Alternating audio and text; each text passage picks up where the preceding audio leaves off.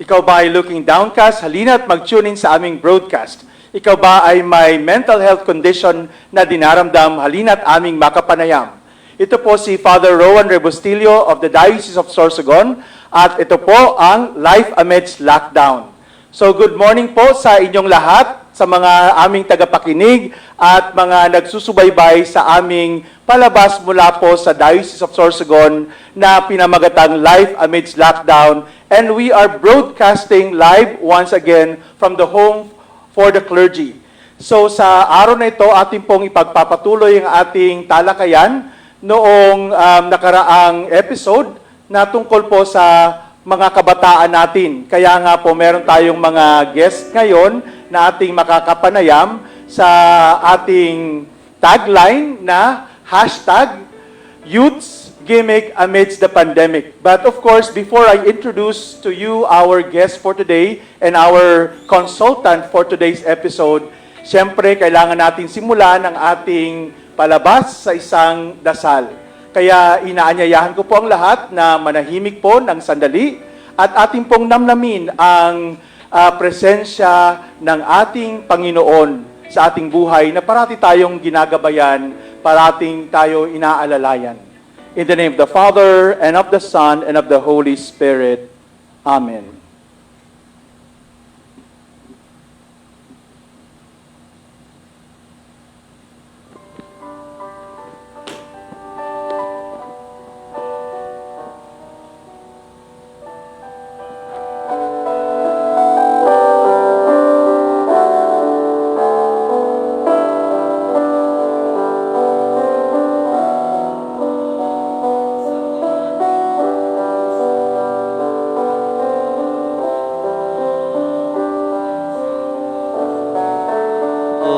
Sa ating buhay ng gintong aral at pag-asa. Ibig ang siyang buklod natin, di mapapawi kailan pa man. Sa puso't diwa, tayo'y isa lamang kahit na tayo'y magkahiwalay. Pagkat ang Diyos natin, Diyos ng pag-ibig, magmahalan tayo't magtulungan. At kung tayo'y bigo, ay huwag limutin na may Diyos tayong nagmamahal. Sikapin ng ating pagsuyo, ating ikalat sa buong mundo. Pag-ibig ni Jesus ang siyang sumakop sa bawat pusong uhaw sa pagsuyo.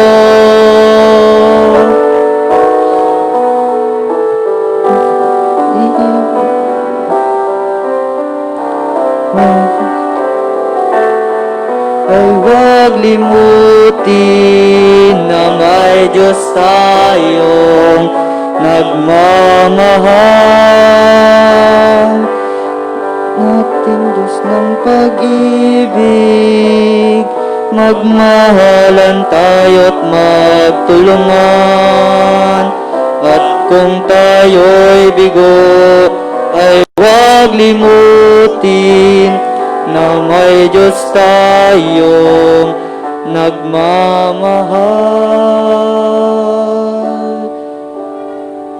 Diyos ay pag-ibig.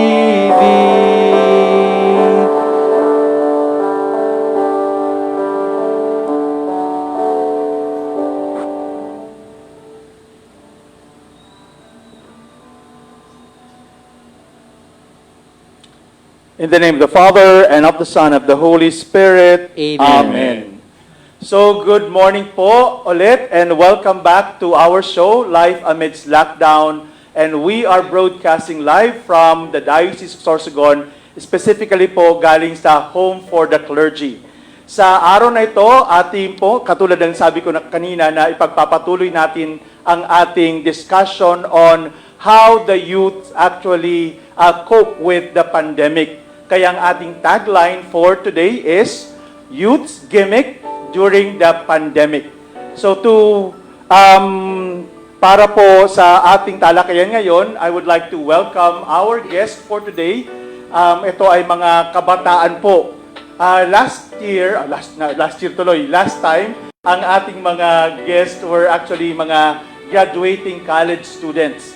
So ngayon po ay mas pinabata pa natin ang ating mga guests para malaman natin kung paano ba talaga nila, anong ginawa nila noong tayo ay nasa enhanced community quarantine na kung saan hindi po sila pwedeng lumabas ng bahay.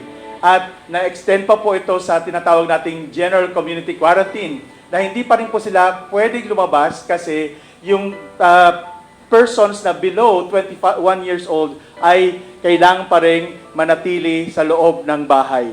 Kaya ngayon, dahil tayo sa Sorsogon ay nasa modified community quarantine na they are allowed to go out of their house, kaya finally, we will have them here with us to share about their experiences kung paano nila na-survive ang quarantine for more than how many days? 77 or 78 days na ngayon.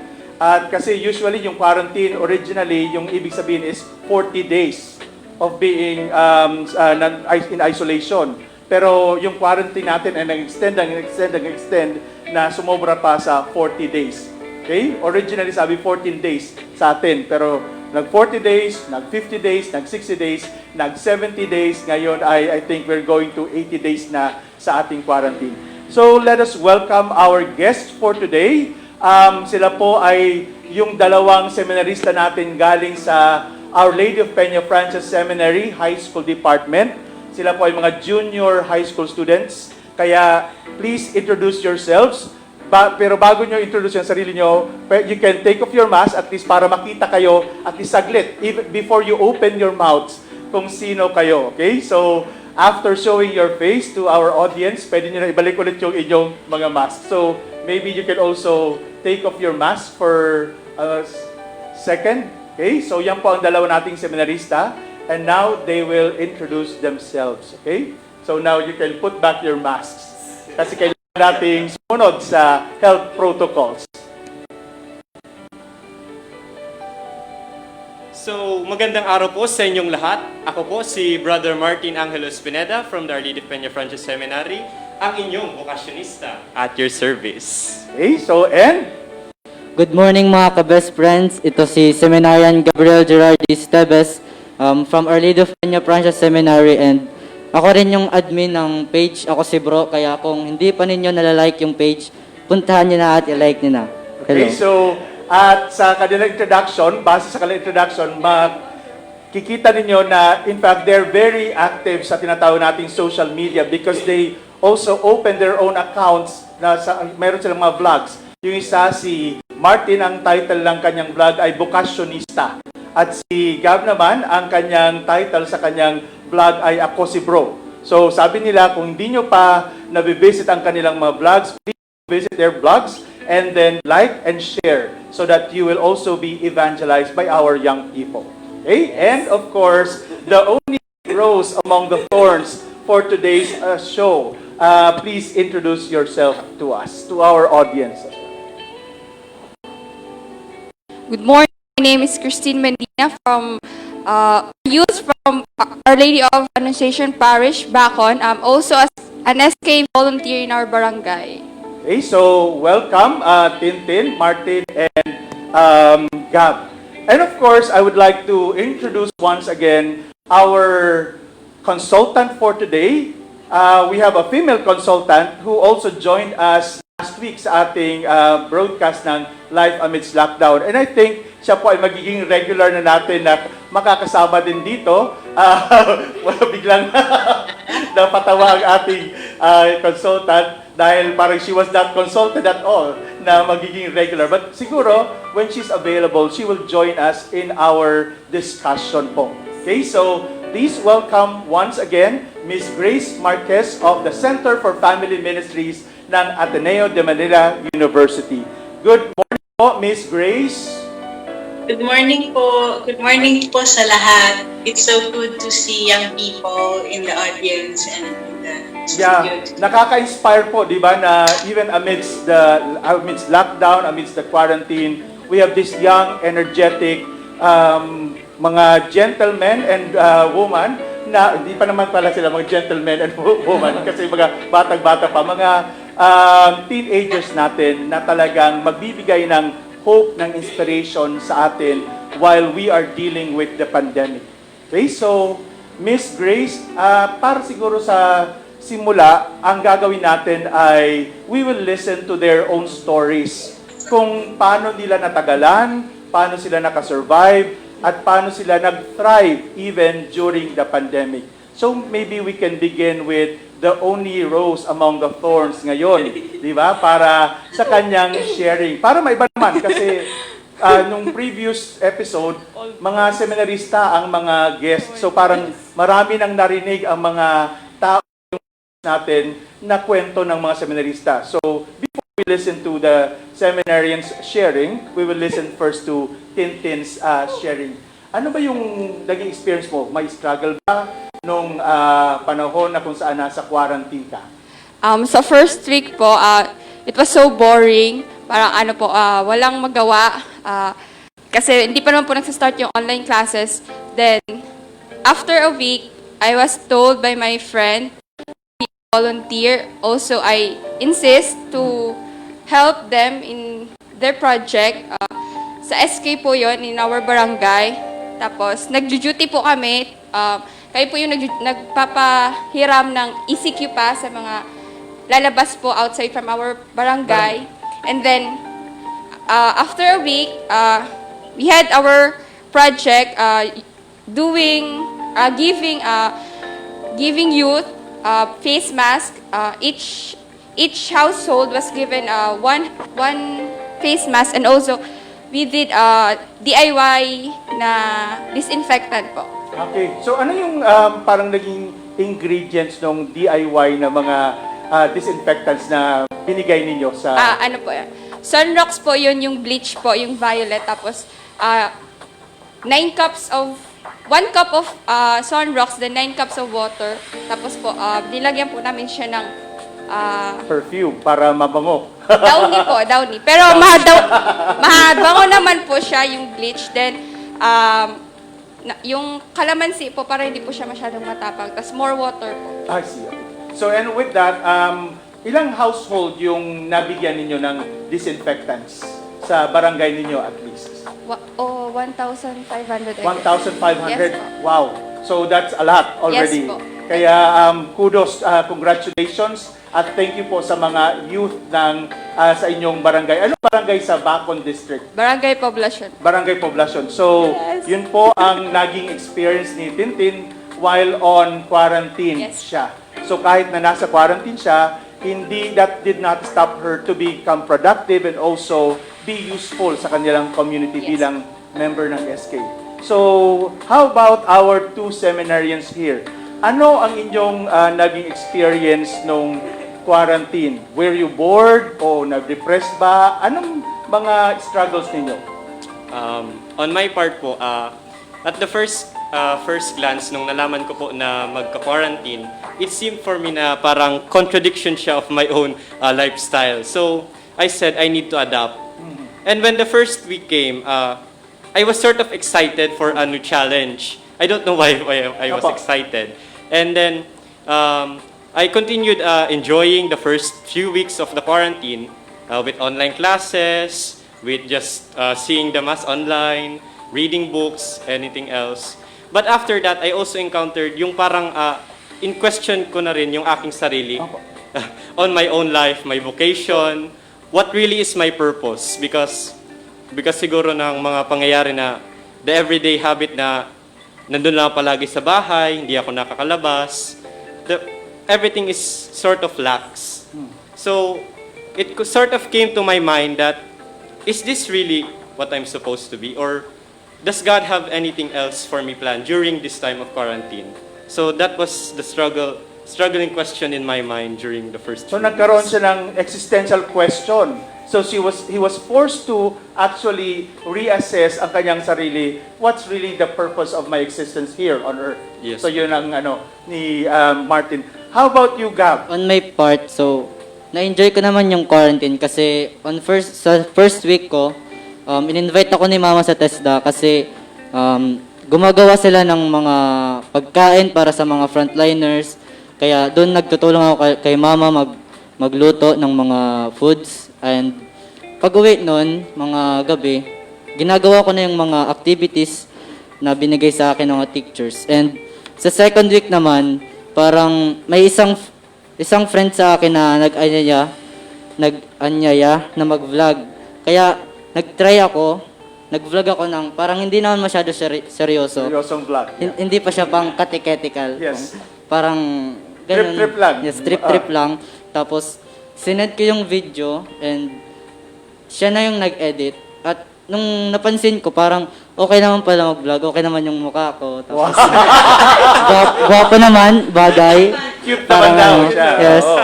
Kaya parang na-enjoy ko din. Pagka umaga nun, naghanap ako ng topic. Tapos kaya ang nahanap ko, ang first topic ko ay about kay Mary. Kaya yun, vlog ko yun and nilabas ko yung first vlog ko at marami na rin yung nagustuhan. Kaya pinatuloy ko na talaga yung pag-vlog ko. And sa mga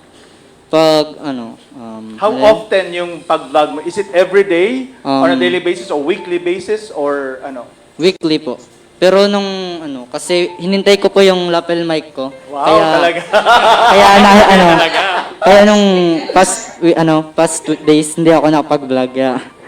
And habang tumatagal, parang napapansin ko na itong quarantine binigay talaga sa akin ni Lord a time to discern kasi nga ngayon kasi I'm a teenager kaya Opo. yan. Parang Yung uso parang yung usually kasi 'di ba sinasabi natin pag nasa age ng teenage years ay merong identity crisis kasi Yes. you are no longer a child yet you're not an adult yet.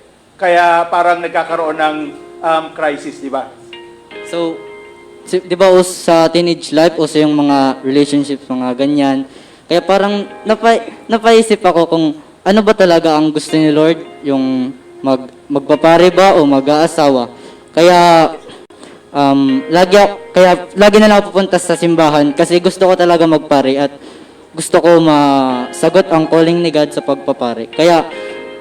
Kaya doon sa simbahan, naglilid ako ng Divine Mercy Chaplet every 3 p.m. and serving at Mass, and at 6 p.m. nag-rosary din ako.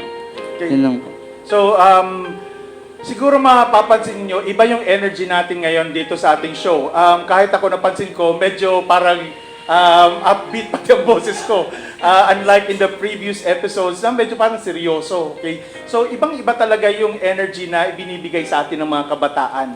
Kaya siguro, if there is a youth around us, tayo ay na-i-infect din ng kanilang energy, ng vibrancy nila, yung buhay na meron sila. Kaya napakaganda talaga na merong mga kabataan sa ating paligid, sa ating environment, so that we will continue to hope amidst the pandemic, amidst the crisis that we encounter in our life, merong mga taong mag-i-inspire sa atin. So let me tell you this, guys, na talagang you already inspire me. Okay? The moment you came in to this room, parang iba yung energy.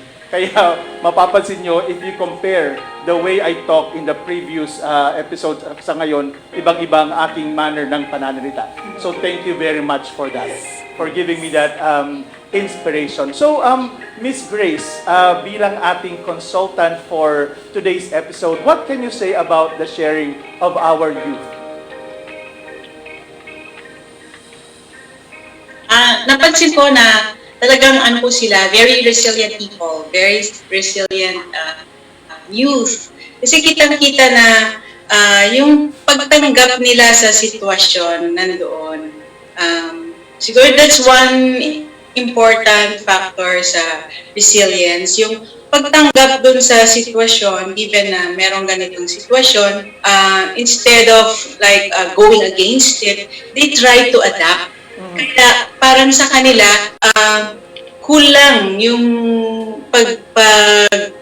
paglaon ng mga araw na kahit nung umpisa napansin nila na siyempre nung una excited bakasyon. Tapos pumasok na yung pagka-boring kasi wala nang magawa. But then again, they took the time, the so-called boring time as time for reflection. Lalong-lalo na sa pag-resolve ng kanilang identity crisis, which is of course yun yung pinaka-focus ng ganitong edad, no? Yung sino ba talaga ako? Ano ba ako? Magiging pare ba talaga ako? Or ano ba ang plan ni Lord para sa akin? Yung mga ganong tanong na napapaisip sila ng mga ganon. So, parang they took this time also as time for reflection. Instead na visit ka kasi nakakaboring, nandun yung, siguro nabanggit na natin last time, yung reframing or yung pagtingin ng may ibang pananaw. So, negative, they took it as something positive that they can use for themselves to make themselves better and to understand themselves better. Yes, and that actually reminds me of the original meaning of the word crisis. Diba? Etymologically speaking, yung crisis galing sa Greek na term na krino. Nang ibig sabihin ay I judge. So, when we are in crisis, it doesn't mean na parang it's already a dead end for us. Na para bang wala ng hope. But crisis actually gives us a chance to choose, to judge. Anong gagawin natin? Ngayon merong kumbaga problema in front of us. Tayo ba ay mag-give in na lang? Tayo ba ay magwawallow na lang in the dark? Or tayo ba ay we will find creative ways in order for us to deal with the problem before us? And that also reminds me of yung pinag-usapan dati natin na parang metaphor or symbol ng resilience na yung bamboo, di ba? Na yung bamboo will only sway with sa direction ng wind. It doesn't go against the current ng wind, but it will sway with the wind, pero kaya hindi siya mababali. So, kung anumang situation nandun kayo, you can find creative ways to become productive and also be of use para sa inyong mga communities. So, now, tanong kayo, ano ba yung mga, kung merong parang opportunity or yung tao o kaya sitwasyon that dampened your spirit na para bang nagkaroon ng kayo ng doubt din sa ginagawa niyo, whether it's good or bad? Meron bang mga pagkakataon na ganon? Yes, Padre. Experience po encounter that experience po noong April, noong March pa lang po. At the start po of the pandemic, my father po already showed signs of his health was weakening. Parang humihina na talaga siya. So parang naging oras rin ang quarantine the first few weeks para alagaan rin siya. Nagtulong rin ako sa pagpakain sa kanya, habang pagbihis sa kanya. And then what really saddened me the most is nung na-hospital siya noong April.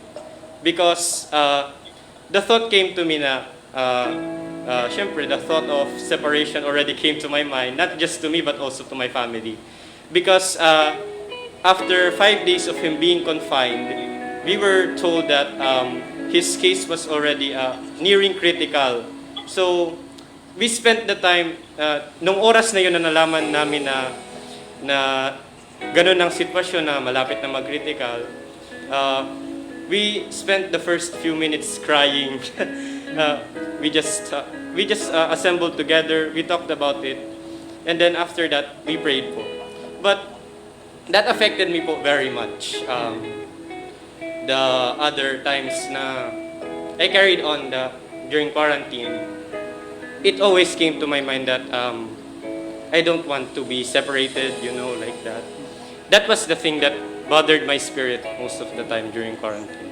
How about, would you like to share also, Tin, meron ba parang naka-discourage sa'yo while kung kailan medyo creative ka, you're trying to do something for the good of the community, meron bang experiences na nakadampen ng spirit? Ano po, yung time na nag-start po yung online classes namin, tapos busy din po kami repacking and doing the disinfectants. Tapos parang nagsabay-sabay po yung ginagawa ko. Tapos parang nawawala na po ako ng panghihina na po ng loob na baka hindi ako makapasa, I can't do my job, I can't do my responsibility. Tapos yun po, every night po, parang iniisip ko na tama ba to na ginagawa ko? Tama ba na mag-serve ako sa barangay namin or gawin ko yung mga responsibility ko as a student. But then, time management po and pray na kaya mo and believe in yourself that you can do the things that you want and do your responsibility and enjoy life. Yun lang po talaga. Enjoy what you're doing na love mo po na ginagawa. So despite the crisis, despite the problem, you still enjoy life. Okay. So how about you, Gab? So sa akin po, one time may nag-message sa aking page na sabi daw niya, kasi taga Isabela siya doon sa sabi niya, parang ang sikat mo daw dito sa aming parish, lagi kang nasa homily ni Father, parang bukang bibig na daw ako. Then one time, Isabela yan, galing sa Opo. North pa, di ba? Opo. Wow. So Tapos- ang kanyang popularity ay umabot sa Isabela. So parang you are very popular. kaya one time may nag-message sa akin sa Messenger, sabi, itigil mo daw yun ang pagbablog mo kasi papogi lang pala, pasikat lang, wala naman daw kwenta. Tapos yun, napaisip ako kung tama ba talaga ang ginagawa ko, kung saan ako nagkamali. Pero sabi ko, wala akong pakialam dyan. Basta, ang main goal ko lang ay ma-share ang aking knowledge about kay Christ. Kasi yun yun yung main goal ko sa aking buhay. Parang ngayon. Sa So, ngayon. Miss Grace, ano po ang iyong masasabi sa kanilang sharing tungkol sa kanilang naging struggle o yung mga parang nag-block sa kanilang creativity? Nakita ko nga na yung kanilang resilient spirit was able to tide them over their adversities and even their self-doubts. Like in the case of Martin, yung sense of family at saka yung faith niya, yung talagang pinanghawakan niya para maitawid niya yung sarili niya dun sa mga pinagdadaanan niyang doubt, lalong-lalo na patungkol sa kanyang tatay. No? Tapos kay Tintin naman, nakita ko yung kanyang pananalig din sa pananampalataya. Parang yun yung common sa kanilang tatlo yung hanging on to their faith. Si Tintin yung kanyang time management, yung ability niya to manage her time despite yung kanyang questions about priorities, di ba, Tin? Ang magpapasok ka ba o tutulong sa community? But then, of course, she also has social awareness or social competence. Nandun pa rin yung spirit ng hindi lang yung para sa sarili niya, yung iniisip niya, pero nakikita niya yung pangangailangan ng lipunan, lalong-lalo na sa panahon ngayon. Si Gab naman yung kanyang self-introspection, nakikita ko sa kanya na yung going on despite negative feedback, pero going back to his purpose, yung sense of purpose niya nandun. Klaro sa kanya kung ano yung kanyang objective. Of course, hindi naman, we cannot please everybody, that's for sure. Pero sometimes when we take a look at it, i-compare natin ilan ba yung basher mo dun sa nakaka-appreciate sa'yo. Hindi siya nagtuon dun sa negative feedback, kundi talagang binalikan niya ano ba talaga yung purpose ko. And he thought that his purpose was noble, so he kept going. Okay. So, meron po ba sa pag-aaral ngayon sa area ng psychology at saka yung specifically yung tungkol sa resilience, kung ang mga Filipino youth ba ay more resilient than other youth na sa ibang bansa? Kasi parang makikita natin, based on their sharing, maybe sila ay 3 lang out of the many millions of the youth that we have in the Philippines. Pero based sa kanilang sharing, nakikita ko na merong parang mas kakayahan to cope with crisis itong mga kabataang ito na nandito sa atin ngayon. So generally po ba yung mga Filipino youth mas resilient kaysa sa ibang lahi? Meron po bang pag-aaral na nagawa na tungkol doon? Actually po, ang resilience is a gift given to us from birth. All of us have been born or were born with resilience traits. Kaya lang, iba-ibang klase yung ating mga resilience traits. At ang mga ito ay tumitindi, depende sa paggamit natin sa kanila. Ang nakikita ko dito sa ating youth and particularly for Filipinos, is very central yung faith as a source of resilience. Yun siguro ang natatanging aspeto ng resilience ng mga Pinoy versus other people, no? Other countries, other culture.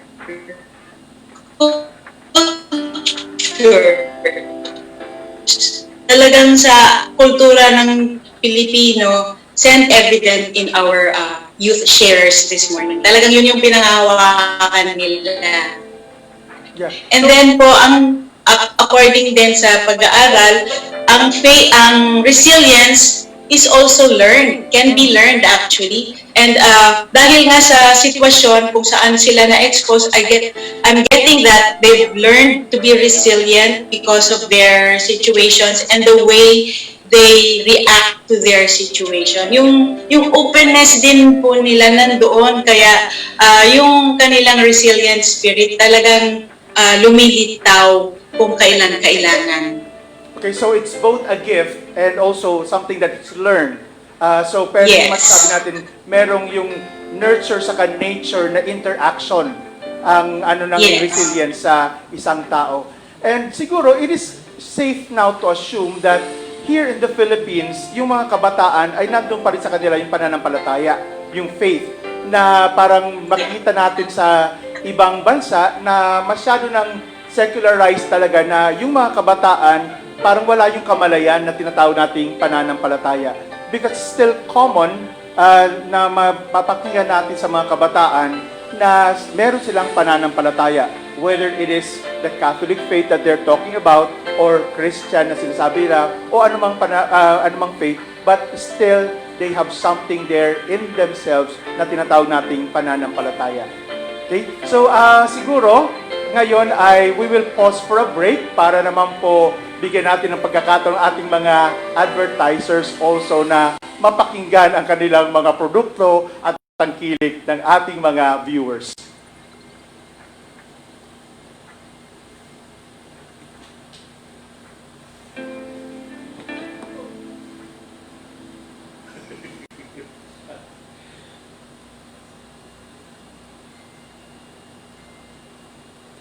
Sabi na, o anumang way, mag-resume ka if you have some questions to her na gusto niyo i-ask.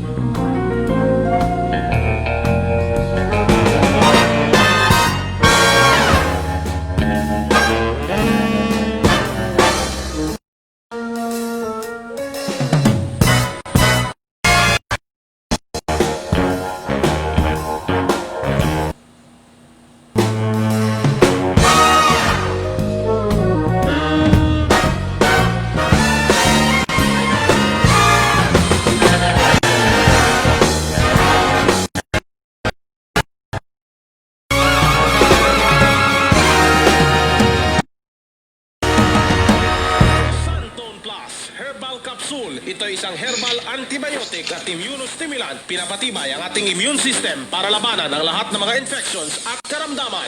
Santon Plus.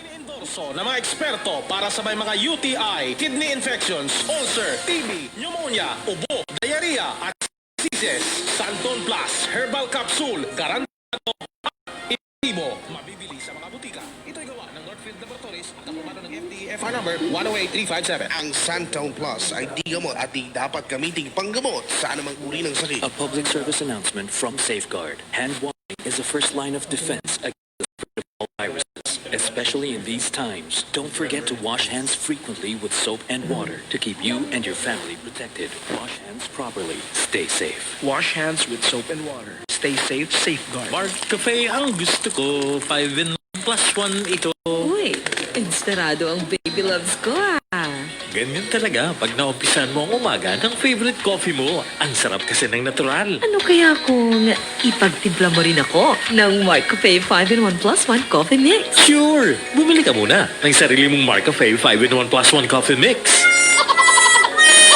Mark Cafe 5 in 1 plus 1 coffee mix. Ang sarap ng natural. Kahit malupit ang biyahe ng buhay, tinag-tinag, dire-diretso lang. Kahit nadapan at nasaktan, tatayo ka lang, lalaban yan. Laban lang, lalakasan, laban lang, lalakasan, ang kampiyon sa sakit ng katawan. Laban lang, aray pero di bibigay. Laban lang, laban lang, limang dekada nang lumalaban. Laban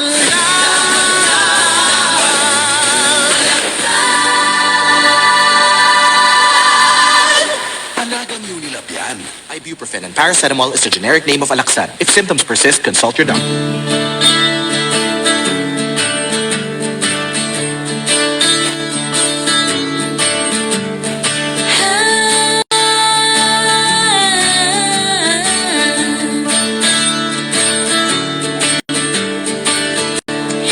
Yan ang araw ng saya, nananapit sa musika. Hayaan nating dalhin tayo. Ito ang ating sandali, mula sa radyong katabi, mga awitin ng ating Okay, so welcome back po to our show, Life Amidst Lockdown, broadcasting from the Diocese of Sorsogon, specifically from the Home for the Clergy. At yung mga siguro nag-tune in pala ngayon sa ating palabas, ang ating topic po ngayon ay tungkol sa paano mag-cope ang mga kabataan natin sa pandemic. Kaya ang ating tagline ay #Youth's Gimmick Amidst the Pandemic. So, this for the etong last segment ng ating show kasi parang ang bilis-bilis ng oras. We only have how many minutes left now bago natin i-close for today ang sa ating show. Meron ba kayong mga gustong itanong sa ating consultant na si Miss Grace Marquez? Miss Grace po, came to my mind po na paminsan, di ba po, we encounter po those times na we can't I experience both. Pwede, parang yung mga kabataan natin ngayon ay they can combine two opposing poles sa kanilang buhay. Kaya yung pressure sa boredom, di ba? So ano po yung masasabi niyo? Yeah, nakita ko nga na kayang-kaya nyo yun panghawakan eh. May boredom, pero yung pressure, you take that also as something that will help you to move forward. Kumbaga, kalma lang, but move on. Yung ganon. I like that sa mga kabataan. Kalma lang, but move on. Hindi sila na-stuck sa isang sitwasyon na nagiging negative yung eventuality or yung outcome. So, maganda yon yung sinabi mo na nagbo-boring ka, pero gusto mong tumawid eh. Ayaw mo na magstay sa pagiging boring. Kaya, I think the pressure is also good that you pressure yourself. You pressure yourself to respond to the pressures. Kasi ang stress ang tawag natin doon, di ba? Yung mga pang-araw-araw na mga pressures. Stress can be both positive and negative. Of course, at first, we look at it as negative kasi hindi maganda yung pakiramdam. Pero, kung tutuusin, it's the same stress that pushes you to do something so that yung magandang pakiramdam ay maibsan. Di ba? So, yung pressure na nararamdaman mo dahil marami kang gagawin sa school, di ba, para maibsan yon, uupo ka at mag-online study ka na. Gagawin mo na yung mga dapat mong gawin para maibsan yung pressure na yon. So, we can befriend stress because as much as we think of it as negative, it can also be positive. So instead of going against the tide, you swim with the tide para makita mo saan ba yung strength mo. So how about you, Tin? Meron ka bang gustong itanong sa ating consultant for today, si Miss Grace? So, pwede kahit ano na iyong nararanasan ngayong ikaw ay nasa kabataan. Wait. Na-pressure tuloy. Na-pressure ako. Na-pressure ako. Pressure kasi. A question not for myself, but a question for people who are suffering from anxiety and depression right now. How is parang may possibility pa po, what can they do to cope with the anxiety that they're suffering right now amidst this lockdown? Tapos parang ano po, how can they cope with it and be resilient and thrive even. if they parang ano po yung kung Paano nila ma-overcome? Ma-overcome yung parang ano po yung mga problems nila na iniisip. Parang most of teenagers right now are overthinking dahil po sa sobrang boredom or lagi nakakulong sa kwarto. Parang yun po. So Miss Grace, paano daw ma-overcome? Especially sabi niya, maraming mga kabataan ngayon, although yung naririnig natin ay parang very positive na mga responses nila to stress and pressure, but there's also a sector sa kanilang hanay bilang mga kabataan na going through depression or anxiety. Usually nga yun yung pag hindi natin makayanan or yung anxiety muna, no? I will focus more on the anxiety. Ang anxiety kasi is yung overthinking about something na hindi mo naman matukoy talaga kung ano. Di ba? Yun yung anxiety siguro ang pwede nating gawin tungkol sa anxiety is, of course, yung sa simula, yun nga, you said the word is overthinking. Yung mindful, F-U-L-L, punong-puno, versus ang pangontra doon is being mindful, isang L lang. Mindful. Ibig sabihin ng being mindful is being only in the moment. Okay. Yung narinig ko sa inyo kanina you just enjoy the moment. You just address what is the here and now.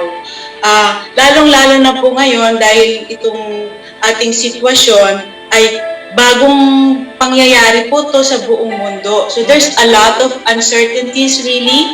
Madaming hindi natin kayang sagutin. Hindi lang tayo, pati yung mga eksperto, hindi rin nila alam. But uncertainty brings a lot of anxiety. So for now, maging mindful lang muna tayo. Focus lang muna tayo sa mga pang-araw-araw na gawain. I like the youth term for this. They call it ATM. Ano na nga yung ATM? Ano daw ATM? At the moment. At the moment. Yes, that's mindfulness. Mindfulness na isang L lang. Being in the moment, staying in the moment, without judgment. So you handle or you go through the moment na, sige, let's take one day at a time. Ang hirap mag-isip ng so many months from now, even a year from now. That's hard. It's hard, really. So, lalong-lalo na dun sa itong sitwasyon natin na a lot of uncertainties nga. So, we handle one day at a time. We go through one day at a time. Sabi nga ng mga kasama namin, kasi I also handle a drug addiction program, and I learned this from them. One day at a time. We go through this day, suungin natin tong araw na ito, at pag nagtagumpay tayo, sabihin natin, salamat sa Diyos, bukas ulit. And actually, that reminds me, kasi theologically speaking, pwede natin ipasok yung term na kairos. Diba, kairos is the opportune time. So, to be in the here and the now, to be present sa present ngayon, kailangan kairos ang ating pag-iisip. So, it's not chronos na parang chronological na yung yesterday, today, and tomorrow. But be present in the present and make the most of what you have in the present. And I think that is kairos, if we want to put it theologically. Okay. So, how about you, Gab? Ano ang nais mong itanong sa ating consultant? So, ang aking tanong, ano pong magandang gawin pag ikaw ay tinatamad? Kasi, aminin ko po, tamad ako sa pagdating sa bahay, parang lagi na lang nakatulog, nagsiselfone. Kasi, pero minsan, tinutulungan. Okay, so I admire the honesty na kahit na isa siyang seminarista, wala siyang, kumbaga, yung pretension na sabihin na seminarista ako, masipag ako parate, na productive ako parate, but he really admitted in all humility ang kanyang katamaran. So, Yes. Miss Grace, ano po ang masasabi mo? Gusto kitang tanongin, sabi mo tinutulungan ka ng mama mo. Paano ka natutulungan ng mama mo sa mga panahon? Example po, parang tinuturuan niya ako mag-chop ng sibuyas, mga ganun po. Tinuturuan niya ako magluto, parang ganun lang po. Ganun lang. Marunong ka na magluto ngayon. Tapos pagkatapos nun, mamaya babalik naman sa kwarto, higa, kukul ng cellphone. Hindi ko na alam kung anong magandang gawain. Okay. So seemingly parang ang nakakahatak sa'yo yung cellphone no? Yes. Tama ba? At pinakinabangan niya, di ba? Gumawa siya ng vlog every week. Yes. Yun. Weekly. Yun ang sasabihin ko, no? Find your passion. Find your passion. Alam ko, meron kang gustong-gustong gawin. Pero dahil naboboring ka na, talagang naboboring ka na at wala ka nang magawa. Pero kung tutuusin, meron kang pwedeng gawin At ginagawa mo na nga. At ginagawa mo siya dahil naging passion mo na rin siya. I think you found your passion. Yung pagbo-vlog mo, nasabi mo, na-express mo yung sarili mo, at the same time, nakaka-evangelize ka. So yun, little things like that, you may not expect it can be the starting point of something bigger. Malay mo, di ba? Or that is also a stepping stone or tulong din or ambag din sa desire mo na maging pare. Who knows that this little thing that you are doing now, pag naging pare ka na, ay pwede mong gamitin as a means of evangelizing the youth, because maybe you will remember that as a youth, that is what you did. So, siguro, kasi di ba yung mga youth, because they are so idealistic, na parang they put too much pressure on themselves to be productive and to be parang na meron silang mga accomplishments. Kaya they do not appreciate anymore the little things that they are able to accomplish on a daily basis. Katulad din po sabi niya kanina, di ba, every 3 o'clock in the afternoon sa parish nila, he leads the Divine Mercy Chaplet. And that's something that is productive. Something na pwede mo sabihin na accomplishment din, di ba? Alam mo, pwede mo rin yung mga ginagawa mo ngayon, actually, pwede mo silang i-hone or pagbutihin na later on, mag-level up ka ba? Yes. Simula ka siguro ngayon sa kamo, di ba? Naanyayahan ka lang maggawa ng video and then nag-solo ka na, vlogger ka na, di ba? So, as we nurture our passions or the things that we love doing, pwede tayong mag-level up. We bring them to a higher level, not just for ourselves, but in the service of others. So I think we only have 3 minutes left before we conclude our show for today, Miss Grace. Ano po ang nais mong ibahagi, hindi lang po sa ating tatlong mga kabataan na guest natin ngayon, kundi yung kabataan dito sa Pilipinas in general, and also maybe yung mga nakikinig din sa atin, mga viewers din natin, lalong-lalo mga parents din ng mga kabataan sa abroad, kung ano po ang nais mong ibahagi sa kanila. Siguro po, i-summarize ko na lang po yung mga mahahalagang aspeto ng napag-usapan natin, tsaka yung mga binigay ko. Katulad halimbawa ng, yun nga, yung find your passion and live it. Tapos yung, siguro go back to what is important to you. What is important, like lalong-lalo na, I would imagine that at this point in time, ang mahalaga ay kalusugan. Kalusugan mo, syempre, hindi lang sa'yo, sa pamilya mo. And of course, when you look outside, you think of kalusugan din ng iba. So the little things that we do, wag po nating maliitin because ang impact nyon maaring malaki. Just staying home, nakakaboring, but you don't know you're saving lives. So in the end, we go back to what is important and then live one day at a time. Struggle through the day, and when you've made it, say thank you God and bukas ulit. Yun po siguro ang mga mas mahalagang nakita ko. Tsaka I salute you guys for your passion, your faith, and your connectedness to your family and faithfulness to your family. So thank you very much po. Yes. Pag-enjoy tayo sa ating discussion, hindi natin na mamalayan na yung oras pala ay dumadaloy ng mabilis.